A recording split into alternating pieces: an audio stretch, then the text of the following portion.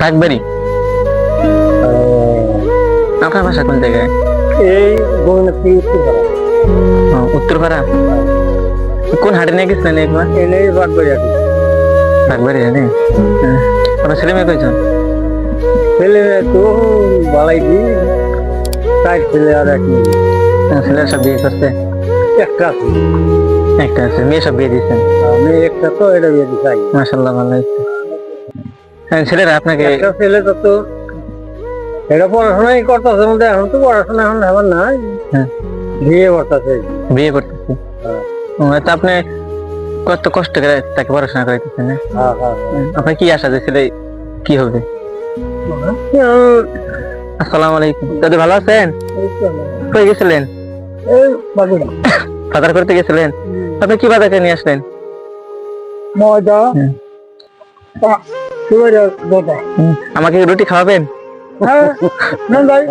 আচ্ছা, গিলি খাওয়াবেন? আচ্ছা, না এমনি বললাম। মাশাআল্লাহ। দাদুর সাথে কথা বলতেছি, দেখা এলো।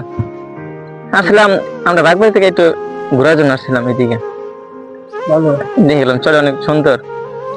আপনি কি এগুলো তাবুক আবাদ করেন নাই? পরিশ্রম হয় এগুলা? সকলে করে না,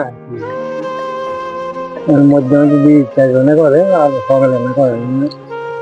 পরিশ্রম আর একটা 500 টাকা দেয়, তা আমি আবার ঘুম দিই। এদের প্রতি আপনি এত কেন, মানে কষ্ট? মাঝে পরিশ্রম বেশি, ডাবল পরিশ্রম। পরিশ্রম হয় অনেক।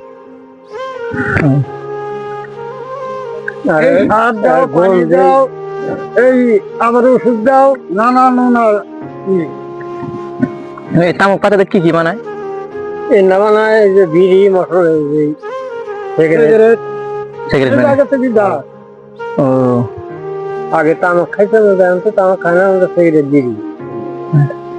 দাদা আপনাকে কষ্ট দিয়েছি, তাহলে যান, তাহলে কষ্ট দিয়েছি, আমার জন্য দোয়া করবেন। আল্লাহ। দাদু, আসসালামু আলাইকুম।